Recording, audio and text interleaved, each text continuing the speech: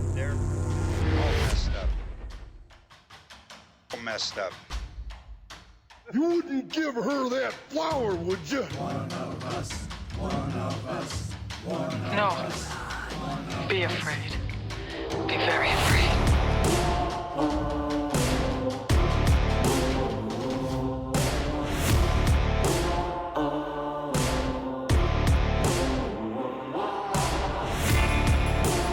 I finished Castlevania Nocturne, and it's good, man. I know it's not like your cup of tea, the anime aspect of it and everything, but those series, each season kicks ass. Nice. They do a good. The voice acting is good. The storytelling is good. The way they layer on the Belmonts, the different generations of Belmonts is pretty damn cool. I hope they keep that whole thing Was it going. better than the previous season? Because I feel like compared to the original Castlevania run, the first 4 seasons, Nocturne is good, but it I don't know, it was just missing something. Season 1 was all exposition, like no action. And season 2 is all Okay. action.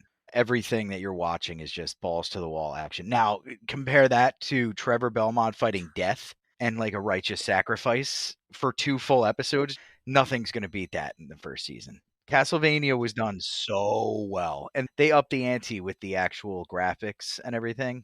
Saying graphics, I'm old. The animation style and stuff like that's like second to maybe just UFO Table. It's just a damn well done.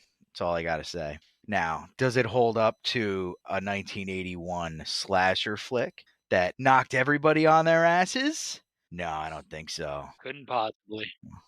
No. I was putting off watching My Bloody Valentine, though, to finish Castlevania Nocturne because I got so into it. But I got to tell you, it was worth the wait. Yeah, man. The original is just so gritty and perfect. Like, they even cast it so well with guys who look like they could be minors. They all look like miners. They look like they Yeah. wake up with their skin already covered in coal dust as normal humans, not as characters I in the hope movie. they don't have the black lung like Derek Zoolander got. They probably have the black lung pop. But for those of you guys who don't realize, we are doing a special Valentine's Day episode, and this one is on My Bloody Valentine, the original and the remake. My Bloody Valentine holds a special place in my heart, just because when I first was introduced to it, I was getting into a lot of films and doing a lot of film study in high school, and this was one of the classics that came upon me on my own accord through the early days, I guess, of Shudder, when Shudder was like on a channel or something similar. And the biggest thing that caught my eye is that it's not about teenagers. It's about young adults, working class. They're in Canada, but it has like a Midwest vibe to it. And it's a different vibe because usually teenagers are like, oh, we're going to go smoke dope. And these guys are like, no, we're going to go have a beer. We're going to go hang out, have fun, maybe smoke a little weed in like, the creepy junkyard. But we're going to have a good time as this miner is killing every one of us off for celebrating Valentine's Day. And by that, he means minor, not like a minor, not an underage person. This is an above age person who was trapped in a coal mine. Why don't we give a brief little synopsis, because we've been doing these obscure movies and we haven't really explained the plot points to the listeners too well. Why don't you guys give just kind of like a real generalized plot overview of My Bloody Valentine? John. You want me to? Yeah.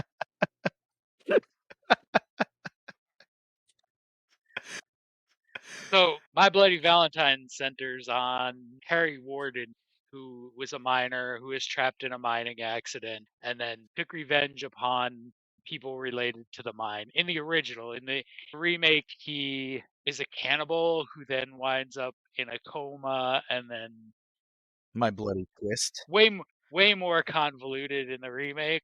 And then John doesn't like the remake. John does not like the remake. I'm going to whisper things to you as he goes through this. Okay.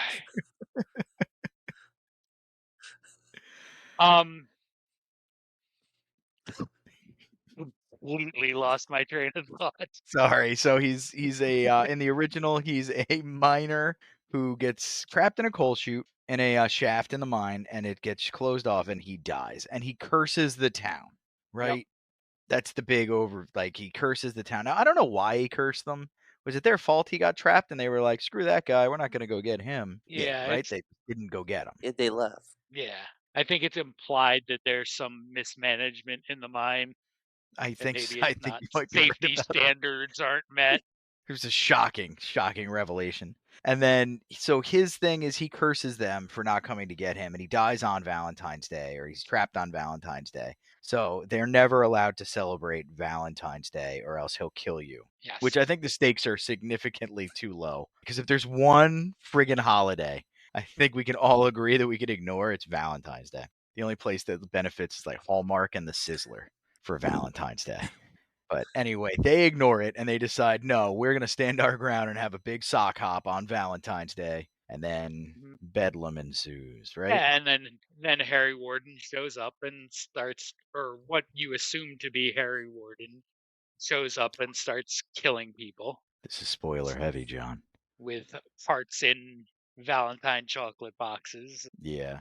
Some of the deaths in the original are top-notch gory goodness. I was shocked at how gory it was. I mean, it wasn't like there were movies that weren't back then, but this one was particularly well done.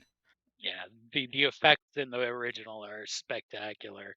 Especially, they had no budget. No, I didn't have any money. What I'd heard, so I wanted to run this by you. In my very scant research that I did, I found out that they were making movies. There was a loophole.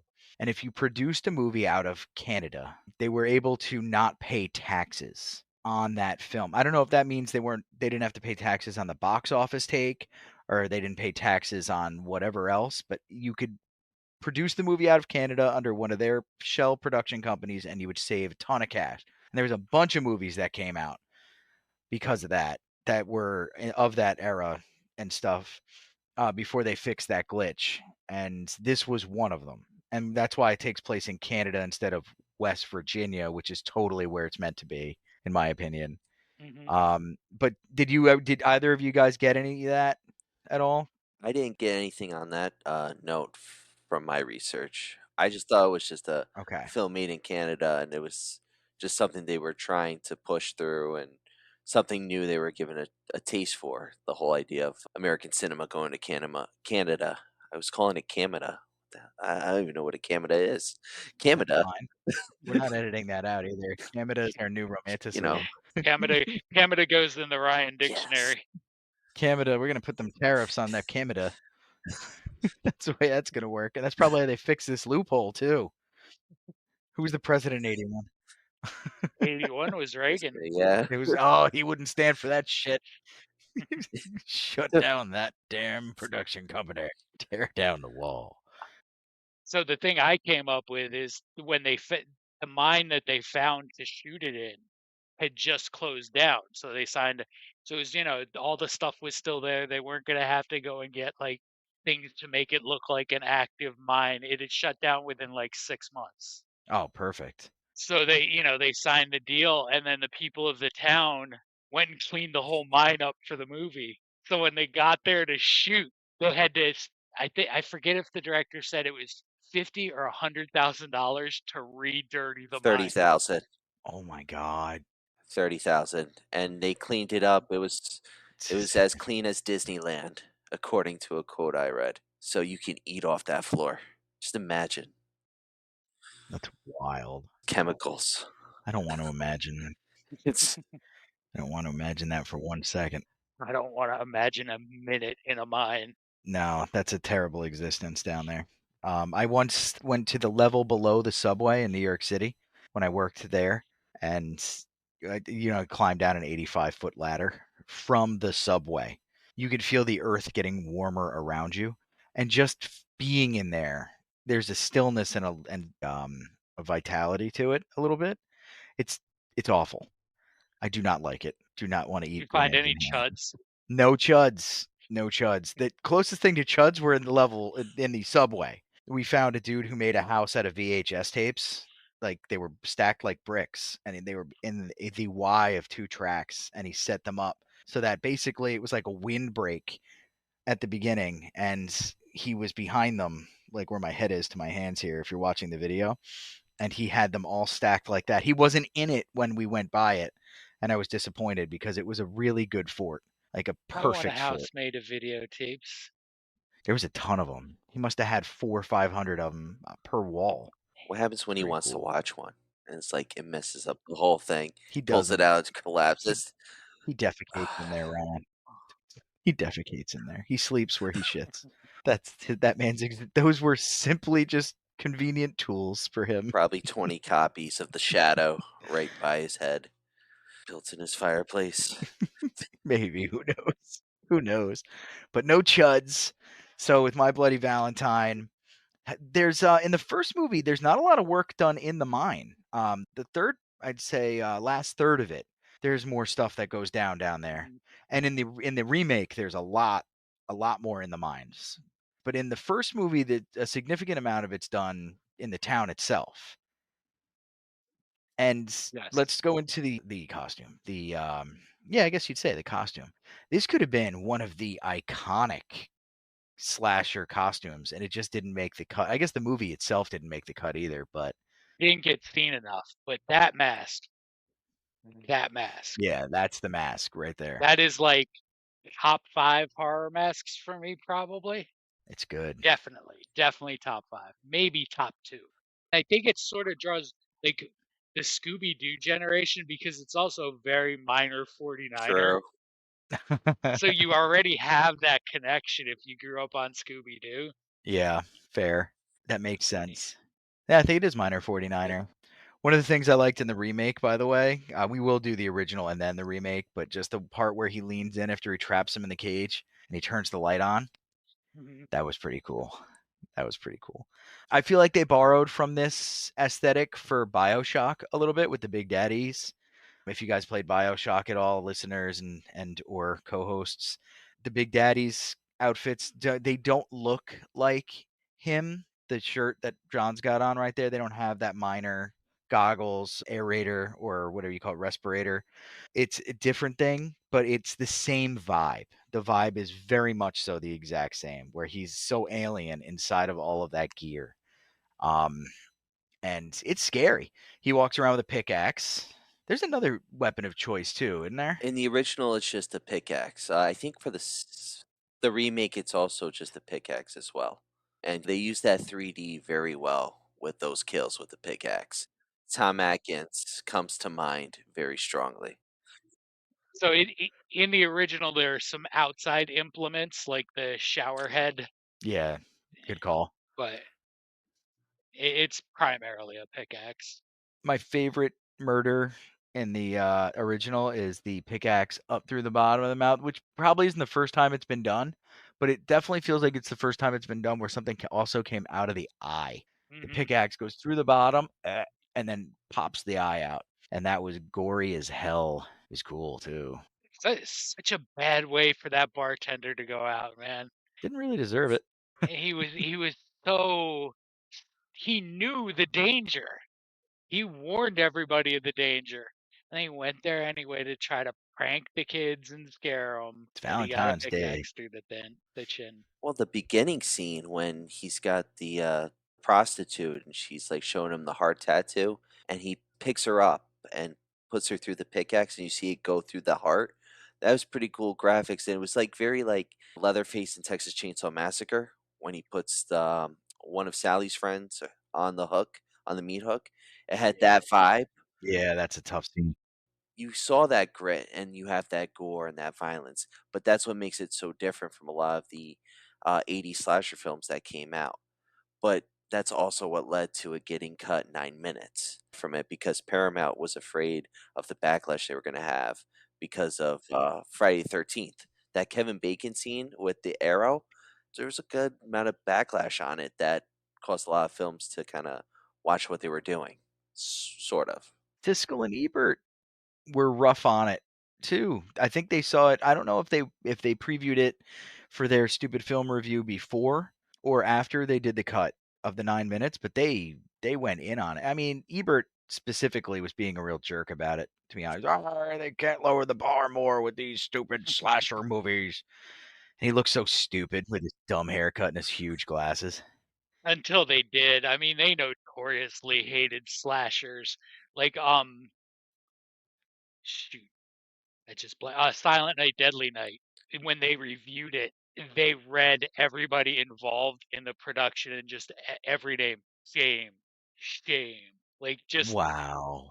They hated slashers. They mostly hated the horror genre for a long time. I don't really know too many of. Oh, I don't know why they would review them in the first place. If they're just going to be doing like Casablanca and stuff like that, stick to it. Then you goofballs, we don't need you. They could have had a totally different set Well, of their idea reviewers. was that they loved all films, and the thing is they try to illustrate like, oh, you can have an opinion, but if you have to have an opinion, don't hate all on horror. Give a little love to it, and that's their issue. Like, you can't say you love all films and be like, well, I really hate romance, and it's like you're not a all film lover technically, you know. You just like this genre, and that's it. Can't give 4.5 stars to Sleepless in Seattle, Roger. You can't do it. Yeah, and then give 4 to You've Got Mail. It's the same movie, Roger. I get it. We got to look up now. Well, not now, but at some point for next episode, we got to look up and see which horror movie they actually gave a decent review to, because I'm sure there's one exception out there. I'm trying to think, like what film There's what got to film be. during those times would they give it to? Like, theatrically? It would be something that doesn't have a lot of gore. Maybe Gremlins. They might have done something for like Gremlins. The Mimic? Maybe. The Mimic was good. I got to see the lead of that movie when I was at Chiller That's too. awesome. But Mimic was probably after them. Well, they were around, but I don't know if Siskel was dead at Siskel that might point, have been dead. but Ebert was still kicking. All right. I found a list of horror that they thumbs up. Alien, It's a safe bet. original Ooh, Halloween. okay. That's See, now that's interesting. Not as interesting as this one. Critters. Oh, see, I knew it was going to be Gremlins or Critters or something like that. Critters a good film. Critters was a good film. I like Critters. Well, which one is it where they turn into a big ball and they roll over the guy and there's just a skeleton left behind? two. That's the best part of Yeah, I think Critters. That's Two? two, right? Yeah, I think that's Like, two. it's like all I remember. Besides Giant, there was Giant Critter too. At The some point, there was a Fly, big one. That one makes sense because that one really is there's a lot of drama to it. Misery. Can we call Misery a horror? Yeah, No, Kathy Bates is pretty loosely. scary. Psychological, maybe, because he's trapped in the bed and she's like torturing him. I don't know. That's a tricky one. I guess you could call it a horror, yeah, but it's just not what we're considering as horror right now and what we're talking about. She does smash his ankles with that sledge pretty efficiently. She kills yeah, Stephen King, you did it. You did, you son of a bitch. You definitely And he made that does a not horror. remember it. Cujo too. Yeah, that one's another wild one, but with regard to the slashers and getting back to this one again, I think the biggest criticism of the first movie is that it's got really bad hokey acting, but it's part of the charm of the movie. Depends on what you're getting into it for. You're not Yeah. looking for an Academy Award winning, job by the school nurse who gets murdered and things like that. Plus, she dies very funny, in my opinion. So, with stuff like that, you got to kind of take you got to understand what you're viewing, I guess is what I'm trying to say. It's My Bloody Valentine. You can't go into this expecting it's Gone with the Wind. Exactly. And they did a good enough job. The actual script itself was fine, and then the Scooby-Doo-esque twist at the end was kind of endearing. So we had that. We had that go down. The Ballad of Harry Warden. The Ballad of Harry Warden. Part of that twist can't happen anymore, right? Like, because the sheriff knows I'm calling the hospital. I'm going to find out if Harry's there. And he calls and they can't tell him anything. Because of HIPAA. Well, and no records. Like, there's no records. You can't just like pop up a couple buttons on a computer and say, oh, yeah, he died a few years ago. He's dead. What's crazy is they lost the folder. That was the excuse. We don't have this folder. We lost it for 5 years. Like, you don't have like a backup file or anything. Bullshit, Nurse Ratchet. Dude, I got to tell you, my wife worked in a doctor's office where it was like hell on earth with regard to their paperwork and all of the folders everywhere and stuff like that. I 100 in 81. I 100% think that you could lose a chart forever. Absolutely. That's crazy. And it's not like they can punch a couple buttons and then have the records in front of them.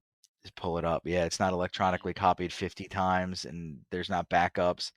Like the only thing that you would get out of it were those old carbon paper copies that you would get when you would write on them, and even that though I don't think was on everything. So I'm just saying it's a possibility that they could have lost it. They didn't lose Ray Finkel's paperwork, all right? Nobody lost Ray Finkel. Well, they didn't lose a lot of stuff Ray Finkel had apparently. All of it shows up Lights later in us the movie. out. Oh man. So the original one, that's what it is. It's kind of it stands with Titans of that time period. So you've got Nightmare on Elm Street coming up. Right, Nightmare on Elm Street Yep, came out after, 84. correct? Yeah.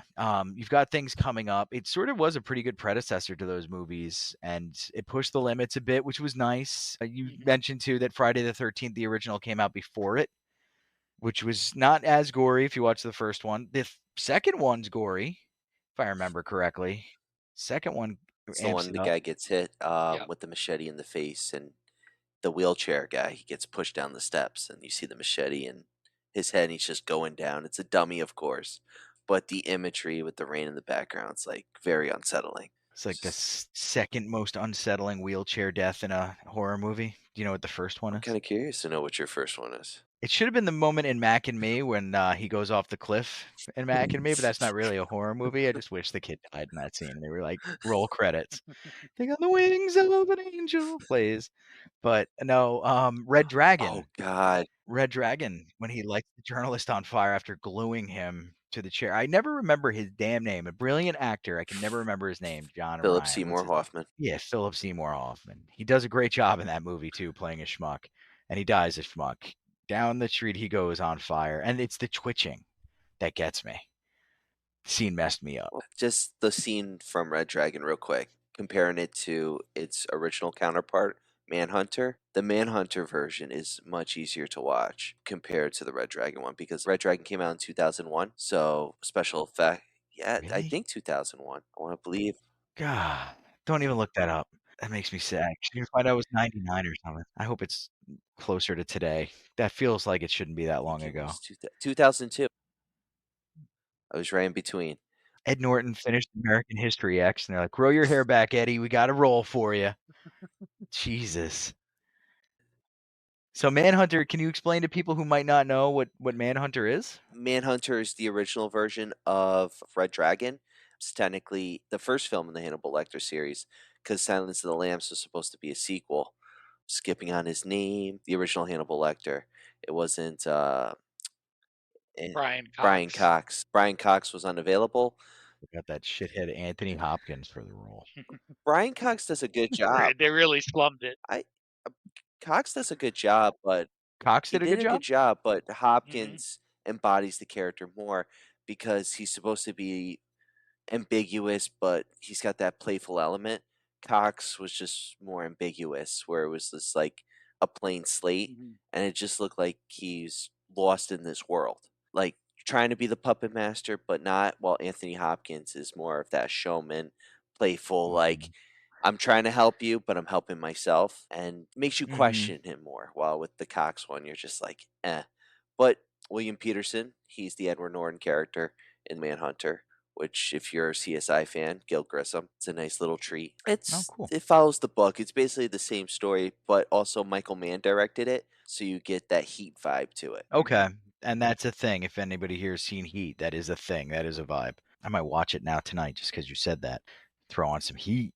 All right, so that covers that little tangent into Silence of the Lambs and whatnot. But getting back to My Bloody Valentine, what we were trying to segue into was from the original. The original is what you get. It's sort of obscure. A lot of people hunt for it and they feel a little disappointed because it is what it is. It's a slasher movie that ups the ante with the slashing quite a bit. There's not really anything special about it other than that.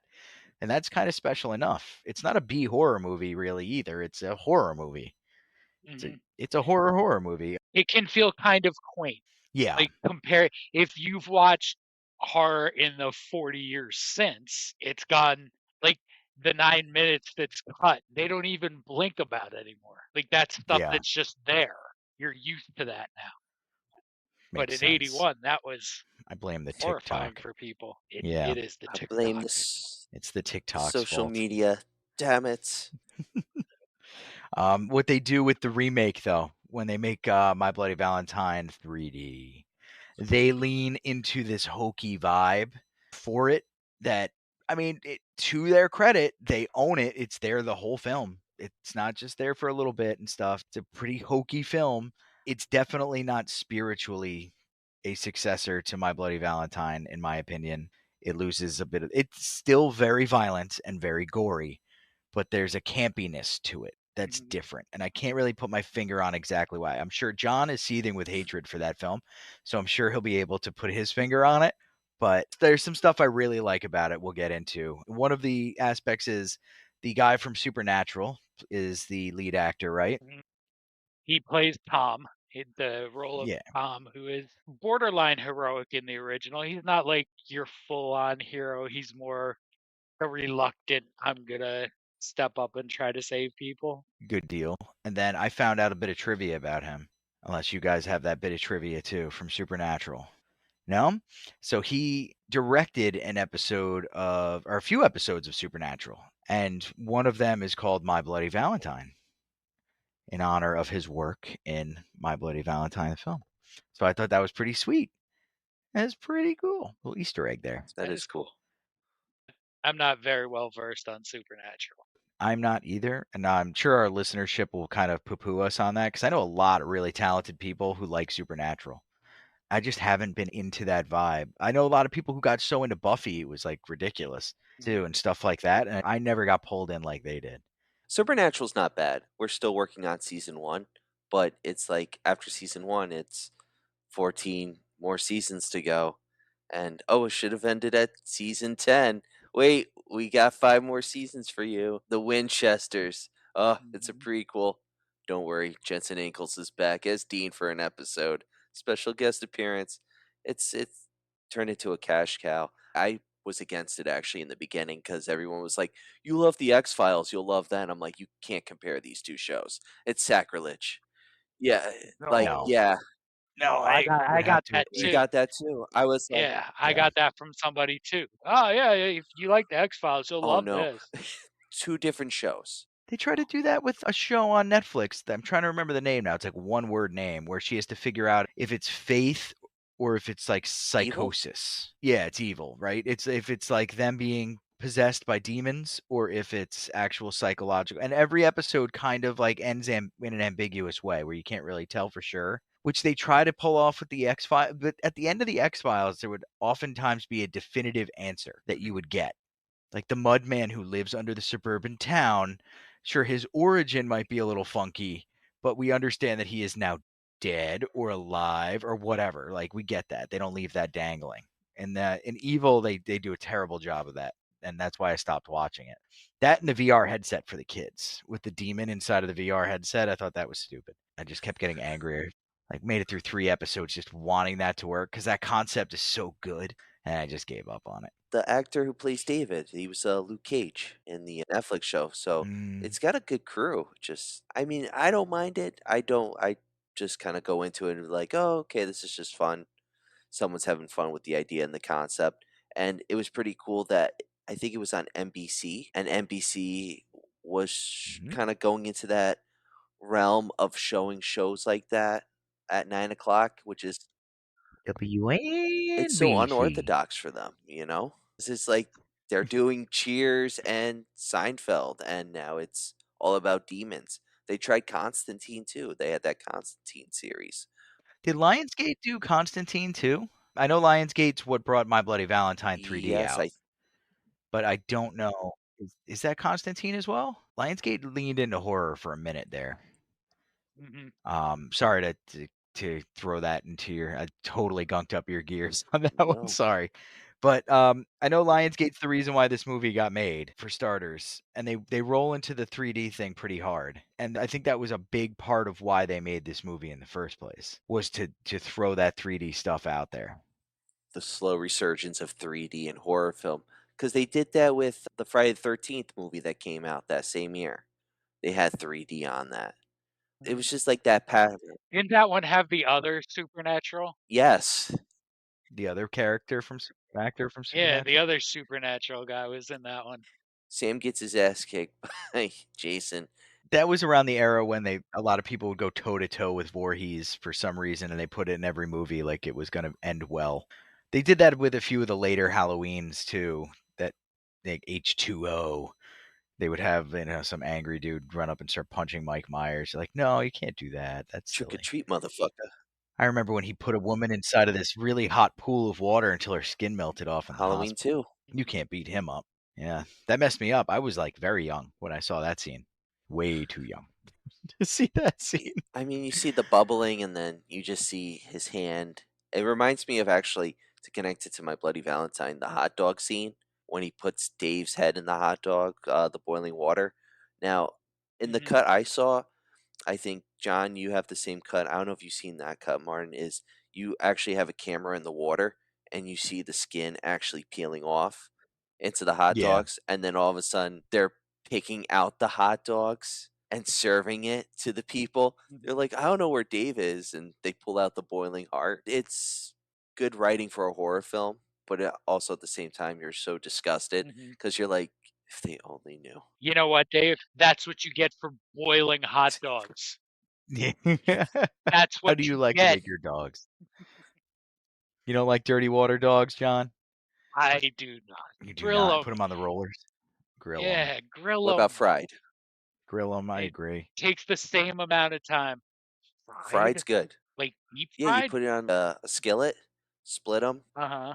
deliciousness. Give it a little crispy edge. If you give me a deep fried hot dog, you'll have my heart in a chocolate box. Very nice. Oh man. Back to the film. You two. So in the new version, they were definitely pushing 3D. And one thing that's undeniable is some of the 3D elements in that movie were done very Yeah, they well. were. They used it as a big advertisement too. One of the big draws. Remember the fire coming out of the screen and all that? Mhm.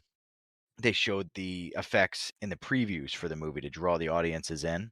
I don't know what the box office was like for My Bloody Valentine 3D, but I can imagine it was probably pretty good. Not as good as they would have liked it, because there were talks of doing a sequel, and all that fell through because of that critics and stuff and the payout that came out from it. Okay, so the money didn't come in. Because usually critics can go F themselves. They'll just take the money and run. Lionsgate looked at both factors, and they just wanted to move on. Plus, I think also during that time, and this is the sad part about Hollywood, is they were just, again, it's a cash cow. They were just releasing movies left and right in the horror genre just to make that money. I think we were on like another Texas Chainsaw Massacre at that time, a part of the remake Yeah. series. The Friday the 13th movie, which was supposed to get a sequel, that was rushed because they put parts 1, 2, and 3 together. The following year, you get the greatest remake of all, Nightmare on Elm Street. Sorry, Jackie Earl Haley, love you, but that was rough. That's a rough one. It just No, no, it was all cash cow. no. Robert Englund will always, always, always be Freddy. Nobody should ever play that role again. Agreed. Nobody. Retiring it wouldn't be a bad idea. I've thought about that before too, where they did New Nightmare and a few of these other movies and they had England in it and then they kind of went left on it. How many did they make with what's his name? Jackie Earl Haley, Is it just one or one. two? Yeah, Jackie just with the the one. It wasn't well received. That was the origin Yeah, story. He's yeah. like, yeah, kids, come into my boiler room. And then the stupid kids did it. And then they should have punished those kids for listening to that janitor. Just saying. Those are some dumb that was kids. the original concept. Victim shaming. The original concept was he was Chester the molester and the parents burned him alive for it. Didn't they do a twist in the other one where he was like, it was misunderstood? They made him more into a murderer because the original New Line cinema execs were like, we can't have him be a molester in the 80s. It's not going to be good for our horror genre, so we're just going to make him a murderer instead. That's definitely better. which in hindsight, for advertising wise, it is better. I mean, those kids were wearing Freddy costumes all that Halloween. But it's a little scarier to think that he can invade your nightmares, but he's a convicted child molester, at least in the court of public opinion. Like it ups the ante a little bit when Freddy's going in there and it's like, all right, there's a guy in my nightmares. I don't my dreams. I don't like this, but there's a child molester in my dreams. That's a bit of a twist on it that you don't really think about when watching the movies. Just saying, maybe Yeah. make a sequel with that angle. No, that's too far. Too far on that. It's too much. 2025, we can't handle it. No. No, we can't do that to poor Freddy. Child murderer works better. You're right. Pumpkinhead, they do something like that too, I think. No, the guys accidentally kill the kid. That's what happens in Pumpkinhead, Yeah. and he goes on revenge for that. I'm not gonna get started on Pumpkinhead. We're gonna reel it back in. The guys on the motorcycles, I think, hit the kid, right? Hmm. Yeah, I love that's the thing. Pumpkinhead. It's one of my favorites. We have to do like everything about Pumpkinhead at some point. Mhm. I want to talk for 45 minutes just about Guillermo del Toro having Pumpkinhead in his foyer, standing there to greet him when he comes home. I think that's the Mhm. coolest thing ever too. Awesome. But Atkins, let's talk about definitely the most notable actor in My Bloody Valentine 3D. He plays the Yep. sheriff. Sheriff Jim Burke. Correct. Retired sheriff, I think. I think he's retired. Yeah, by that time. He's like retired, but not retired. Just when I thought I was out, He just Yeah. this miner pulls me back in. he shows up in one scene. The Danny Glover. He shows up in one scene that like it's close to the end and he's in the house. I feel like they just had him for certain scenes and they put him in there just because they were like, Tom Atkins, we're giving you all this money. Here, be in this scene. They wanted his face, yeah, out there. Which is so strange. A movie that they're marketing for like teens and 20 somethings desperately wanted a 70-something-year-old man's face. I think it was because of the attraction. He was in the fog, Creep Show, Halloween 3 Season of the Witch, Night of the Creeps, Maniac Cop. I think they wanted that his appearance And to like everything. kind of attract that older audience because the older audience are like, "Oh, it's My Bloody Valentine." And a lot of reviewers have said about this movie that it has that old 80s slasher vibe. And it does in its own modern way, but at the same time, Tom Atkins really pushes that envelope for that. So it's bringing that viewership as well as new viewers. Because new viewers see Tom Atkins, they're going to be like, oh, he's a good actor. What else he's in? And boom, Escape from New York pops in. There's a gem. Just saying. Love my Snake Plissken. That's a good reference. Escape from New York. So while we're on Tom Atkins, why like that whole plot point where after they killed Harry Warden, they dragged him into the woods and buried him in the woods? It seemed like a justifiable shoot, right? Like it's not like there was police brutality or anything that they needed to cover up. More fun to pretend, Yeah, you know? I Like guess. So you're in an episode of I Sopranos. just wanted to shoot him. He shoots him first. He runs into the mine, and I think they had him like cornered or something, and they just shot him and killed him. So I guess storyline purposes, he couldn't hold up to that part of the bargain. The sheriff, it was like all his merit went away because he did this unspeakable act that he wasn't supposed to do, and now it's like he's like withering away. That's why he comes back to kind of, I guess, put some merit, some respect back on his name, but that of course doesn't work out. What's your take, John? I mean, I know why Tom Atkins is in it because he needs the money, but it's a waste of Tom Atkins. It's a waste of Tom Atkins. They said they were going to make him, if they did a sequel, they were going to make a role for him again to put Tom Atkins back in the I movie. mean, I would mock that, except they literally did that with Return of the Living Dead 2. They Yeah. just recast two guys in different role as different people with the same result. Who needs continuity? That's good stuff. But yeah, Atkins definitely seemed like he was in the movie because he needed the money more so than for the love of the game.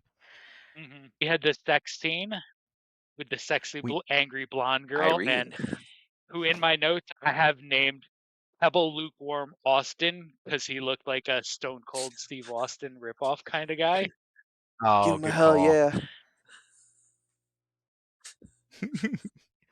That was an Yeah, but interesting one. he wasn't extreme enough to go hell yeah. He'd be a give me a heck yes.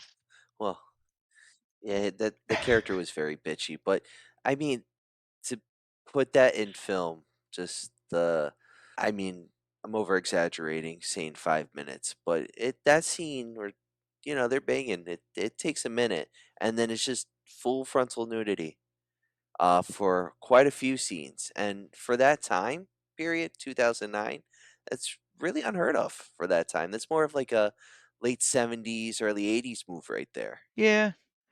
The shock value nudity stuff kind of went out of favor with Memento, right? Not Memento. Wow, I said Memento. Ass to ass. You guys know what I'm talking about. What? It's not the crying game.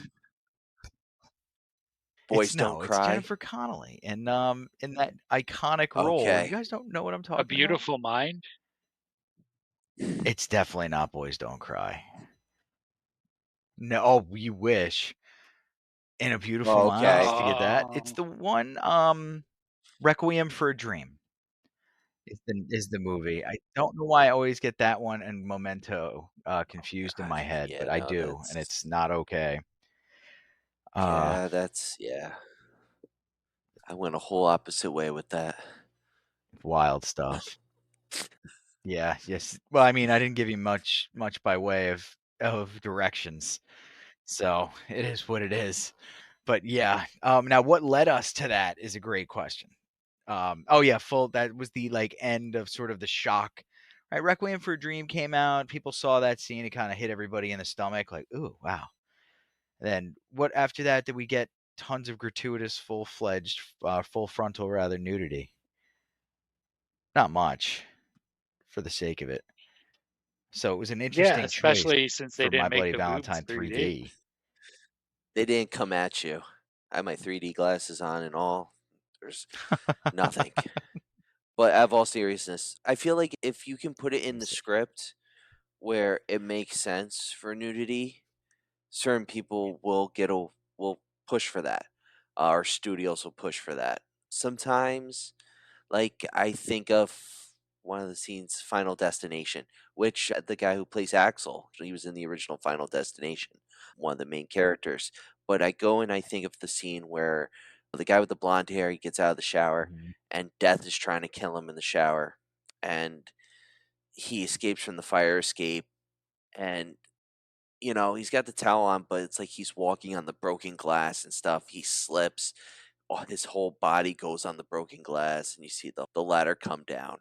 Like those scenes where it's like you have no clothes or anything, and it works in the film to show the horror, really does something. Where it's like just put in there for just to oogle and look. Apparently, it was the actress's decision. She wanted the movie to do well, and it It's didn't. also a nod to the 80s slashers because like gratuitous nudity and 80s slashers go hand in hand.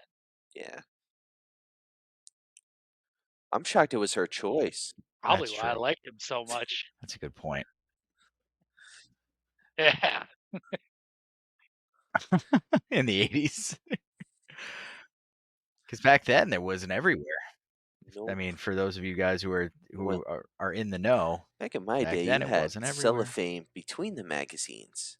Back Not in one my click on the day, internet. Back in my day, they didn't even cellophane some of them. Oh, cellophane on the magazine. Yeah, it's wild. The fact that I know the same convenience store was down the Mm, road from you as was from me, John, is what makes this even more funny. yep. Old D's variety. Is there any other aspect of My Bloody I Valentine like. you I guys want to think get we into can go before you roll into into a your top couple of the fives? things that really put me off of it. Number one, aside from like the 3D elements that kind of look good, Yeah, let's do that. it looked like it was filmed as a made-for-TV movie. Like it did. yeah. There was something about it that lacked that sort of cinematic value for me. It's okay. Like I can get by that. I can't get past the end, and Spoilers, spoilers, spoilers, spoilers. So in the 81 version, it makes perfect sense when they explain at the end it's not Harry Warden, it's Axel, because Axel watched Harry Warden kill his dad when he was a little kid. It perfect sense. He's messed up in the head now. He's acting out what he saw. In the remake, it's Tom, and it just doesn't work for me. Aside from the fact through the whole movie, they set Tom up as the better character. He's a better human being. Axel's a jerk.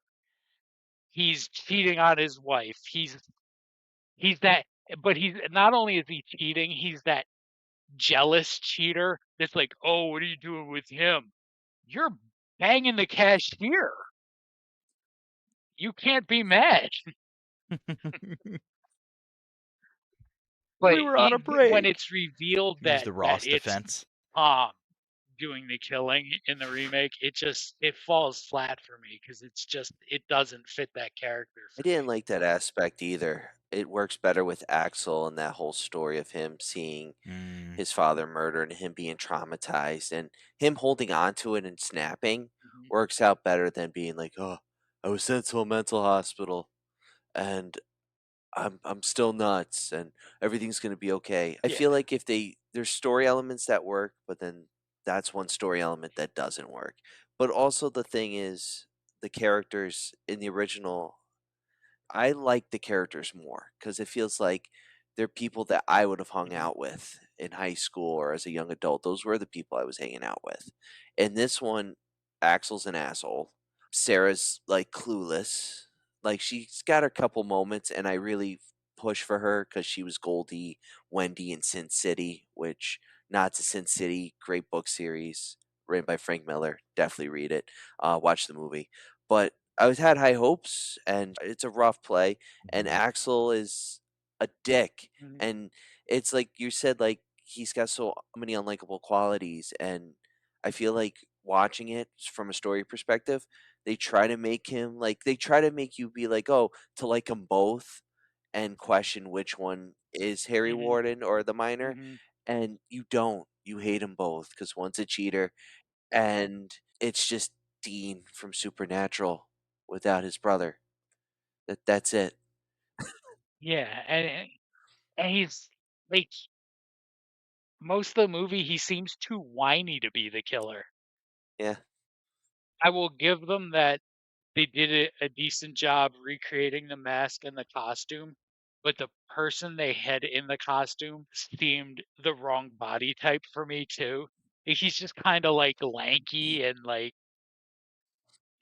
just seems like a long skinny dude in a jumpsuit. So that kind of didn't work for me He either. was like flailing when he was like doing the scenes. Like you see the original and he takes out the light. It's like bam, bam, it's all serious. This guy was like Hmm. boosh, boosh. It's like Yeah. it doesn't work. And I get it because it's like even when he was like he's trying to fight, he doesn't look menacing. Like you think of like the classic, like especially like Jason, right? Or even the original My Bloody Valentine. It's how you grab as an actor or stuntman in that character that makes the character. This guy, he was just like you could it's felt like he was like a teenager trying to fight adults. Like, oh, I'm gonna kill you, and just he's just everywhere. Yeah. The remake just misses me badly. I knew Hmm. watching it that you. Well, I already knew you didn't like it because you dropped the hints, but I was like, yeah, John does not like this movie. Yeah. Yeah. I will say this. I also watched the fan film that's on YouTube called Valentine's Bluff for a movie that has no budget, not a great script, bad acting. It's kind of okay. Like it does some interesting things with the story. It's kind of okay, especially after watching the remake. Like, they should just done this. Instead Yeah, of making yeah. the 3D, Or, you mean? you put the budget into that script, clean it up, and I'd be fine with that. But that remake that doesn't hit. But Mhm. that's remakes. That's remakes. Most of them don't work. That's all right. Texas Chainsaw Massacre from 2000, I think 3. I think that was a decent remake. Hmm. Once you're on your second or third remake, so kind of I'm Count like, the Matthew McConaughey one with Renee over it. Zellweger, The Next Generation. I'm franchised out. That one's so bad, God, and Count I 'em all. love it. it's a good Count, bad. count 'em all. Um, but before we get into those, we're gonna do vampires because I want some John Bon Jovi goodness before we do Texas Chainsaw Massacre. That's my one condition. But on a serious note, that wraps up My Bloody Valentine 3D perfectly and showing what it doesn't do well. It doesn't do what the first movie did well. It doesn't do the one thing that was beyond argument good about the first movie, which was the gritty Yeah. sort of slasher horror thing from the 80s. They cartooned it up. That is the best way to put it. And it doesn't land, especially for guys like John. Mhm. I enjoyed it because I was like, oh, this is like a mockery of what it should be. And I know that John hates this, so I'm gonna watch it and enjoy it. But there were some things I Mhm. liked about it. They tried to like pull that Scream vibe in a little bit with the twisty ending. Mhm. That didn't work, like you mentioned. Everything about it was kind of shit, but it was still a good watch. It was a great watch watching the original because that's like going into a time capsule and Yeah. pulling something glorious out. But that's My Bloody Valentine, and we hope that you watch it on Valentine's Day with your sweeties. Just bring up that movie Yep. on whatever streaming platform you can find it on because it ain't easy. The It's remake on is. Shudder, There's right? Well, the I'm remake's on Shudder for sure, isn't spring it? for it, man. Yeah, The the Blu-ray original you have release to is dig. really good. You get You both have to cuts. You dig. get a ton of extras. You can get it on Prime. Oh, that's cool. Get it on Blu-ray is a good idea too, but you can That's also the buy steal. it. You can buy it on Prime for Yeah, $4.99, I $4.99 is a believe, good price for Very which that. good. is fine. Yeah, it's fine. I mean, for a lot of the old ones too, they don't charge more than $5 for a lot of the classics. But yeah, that's Yeah, the man. My Bloody Valentine, everybody. We're gonna roll into our top fives from the guys here. Let's see. John I went always first make last Ryan go time, and he first. I usually like makes Ryan no, going All John first. right. makes Ryan go first all the time, So right? this week I went with top 5 holiday slasher theme films. Some are very familiar. All of them are going to be definitely familiar. Number 5 is Black Christmas, 1974, directed by Bob Clark. It is the first slasher film in that vibe of the first person point of view. Um, you know, the guy in the attic, he's in the house. Awesome slasher film. Also, it's the first holiday slasher film set during Christmas, one of the most joyous time of the years, and it's a bloody time of the year for the sorority girls in that house. Number 4, I love this film. I Know What You Did Last Summer. Came out in 1997. It is set during the backdrop of Independence Day. The beginning, they're Mm. driving away and they hit this guy to cover up their. We got a bit of a reach here on the holiday theme. We got a bit of a reach. We're just gonna phone that in. A bit of a reach on the holiday theme. There's fireworks in the background while Jennifer Love Hewitt's boobs are bouncing. It's the holiday. You know, Freddie Prinze Jr. was not in that one. No, it was the blonde guy, wasn't it? It was Freddie Prinze Jr. and blonde guy who's like, "We gotta kill him. We gotta leave his body in a ditch somewhere." And Freddie Prinze Jr. is like, "No, man, it's not the right thing to do. I'm gonna be in fever pitch someday. I gotta be a good guy." so, oh God, I was like 8, 7 years old. Yes, 7 years old, and just seeing the image of the raincoat with the hook, like that shit scared the hell out of me. Yeah, that's big. But I'm gonna call you out again because that's like saying The Sandlot's a holiday movie because they go to the carnival on the 4th of July and puke on everybody after chewing tobacco. Tequila.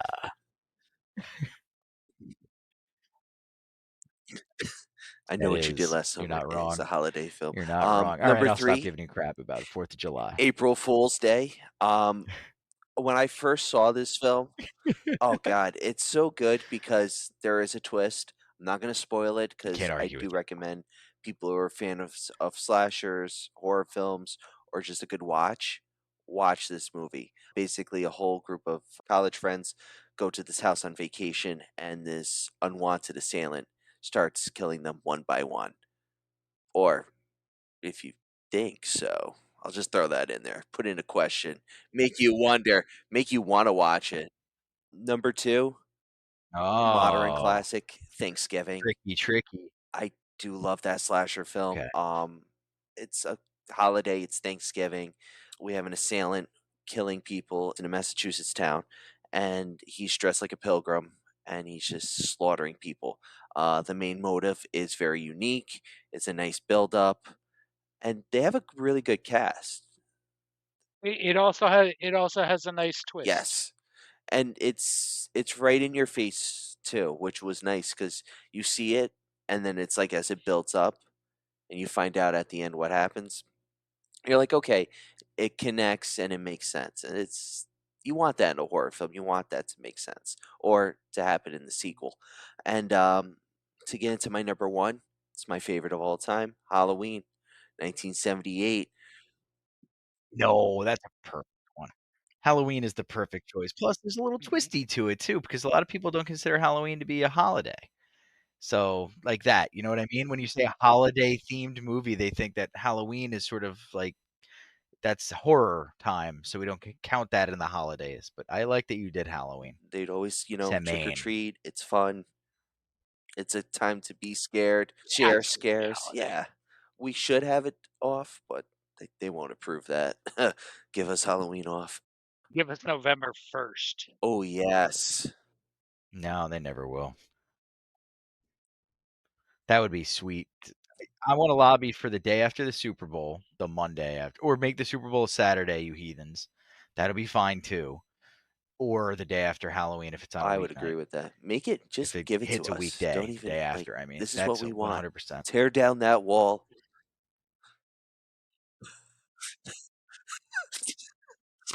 Federal holiday. Yeah. Then another Reagan moment going for the podcast. We started with it, we're ending with it. All right, Ryan finished out strong with Halloween as his I number went one. with John, what's your category this 5 time around, other buddy? romantic movies for Valentine's Ooh, Day. Tom Act. So Of course, you stuck to the listen, theme because this is a I holiday. I'm probably stretching romance with some of these, but listen, it works. Can't beat 4th of July for. We'll see. I might.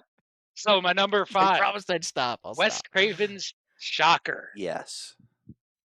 Mitch Pileggi. Yeah, timeless love. Timeless love. So Wait a second. convicted executed serial killer Horace Pinker comes back via electricity and resumes his killing spree, destroying the love. And maybe this is what it is when you hear these names of Jonathan Parker and his girlfriend Allison. Who- That's awesome. Oh boy, and John and it it Allison. turns into her ghost helping No him wonder. defeat Horace Pinker, and they are a timeless love. It's even one of the songs. It's one of my favorite all-time soundtracks. Yeah. It's like I, Shocker. s- I stayed away from I stayed away from Nice. sockets after watching that You film. big That movie scared the cornball. crap out of me as a Stop kid. loving your wife. And just hmm It gets so That's goofy a good too. one. That one hits.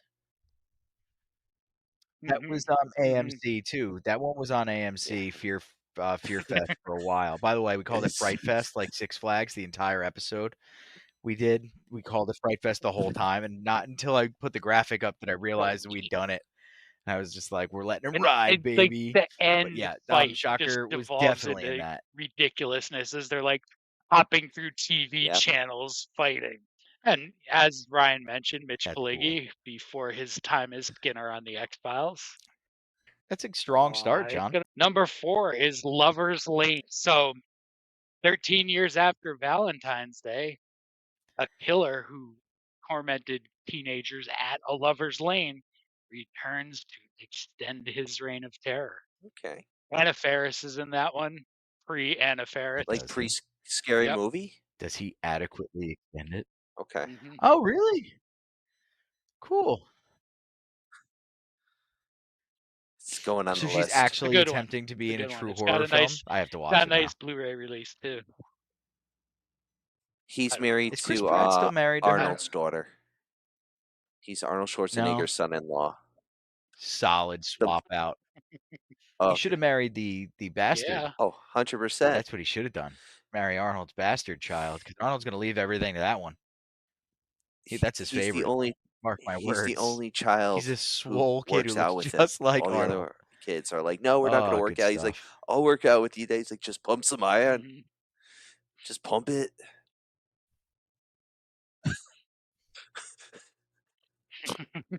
They're all doughy. They're all doughy little Kennedys. He's like, I must spread my seed. I must pump the iron with my new son from the maid. He's a child that I deserve. How do we ever get Enough there? of it. How did we get there? How did we get here? Number 3. All right, John. What's number Spring. 3?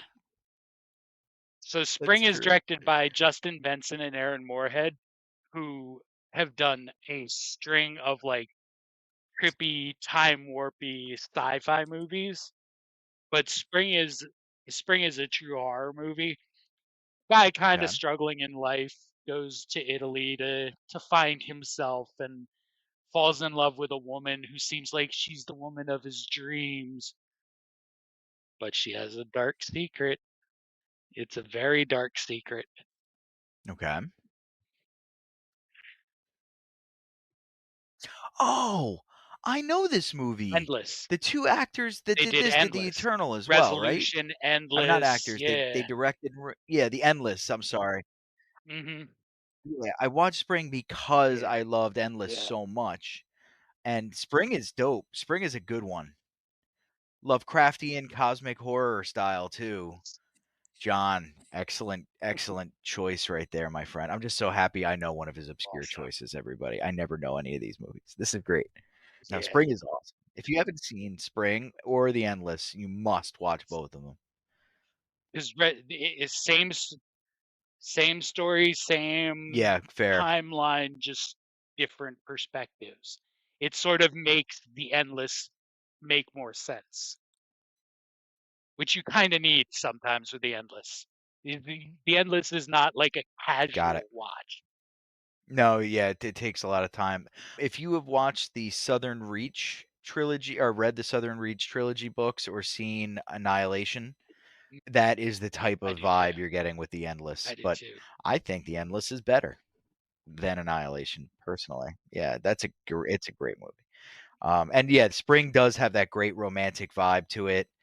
The woman, the Mhm. Italian lady that he falls in love with, it's a solid pick for this, especially this list. I can't tell you how excited Nice. I am. I knew what you were So, talking about. number 2, Yay. Cemetery Okay. Man or What's next? Della Morte I Della know More. Cemetery Man. So oh man, Cemetery Man is wonderful. So first What a off, you get name. young Rupert Yeah. Everett, which is cool. So Cemetery Man is a cemetery worker and his friend, who's not the highest functioning person in the world, nightly fight off the newly risen living dead, which comes to include the loves of both of their lives. It's such a Okay. strange love story for both of them that I don't even want to tell you about it if you haven't seen it. Like you kind of have to experience the way both of the two characters fall in love with the people they fall in love with. Their different reactions. Their different Okay. reactions to them coming back to life. All right.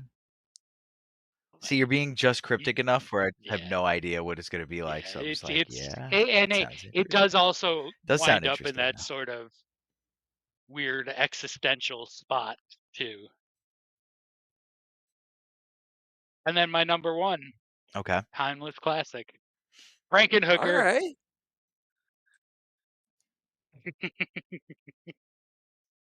Oh. So after a tragic lawnmower accident Oh claimed the my life of god. his fiancee, medical student Jeffrey I mean, every lawnmower accident is tragic. Aren't they all tragic? Every lawnmower accident is a tragic Sorry, I'm lawnmower sorry. accident.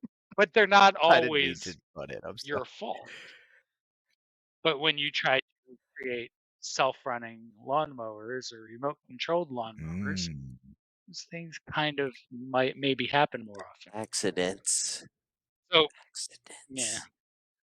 So Jeff, Elon Musk, you bastard. Or If only there was a man who could lawnmower Where's control Pierce all the Brosnan? lawnmowers. We'll call him Lawnmower Man. Sorry, so we have to so be quiet. Jeffrey We have will to go let this to man no finish his last to one. great lengths to bring her back, including super crack and hookers. All right. As if regular crack wasn't enough. You learn a new thing every day, kids. Oh, the love story in Frankenhooker is perfect. I mean, it's been a long time since I watched Frankenhooker, but it's a sentence I didn't think I'd say today, but it's true. Yeah, Frankenhooker solid was number As list. it should one. Did be. we did get to number one. I'm not jumping the gun, right? That Frankenhooker is your number one. Yeah. All right, nice. Those were two great ones. But yeah, happy Valentine's Day.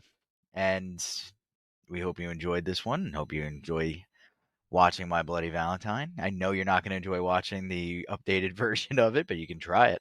For at least Ryan said there's a It'll 5 tickle minute something. gratuitous sex scene in the beginning. That might tickle your fancy. It probably won't. Tickle something. Happy Valentine's Day. It's an interesting watch, Happy I'll give it that. Valentine's But Day. yeah, happy Valentine's Day, everybody. See ya.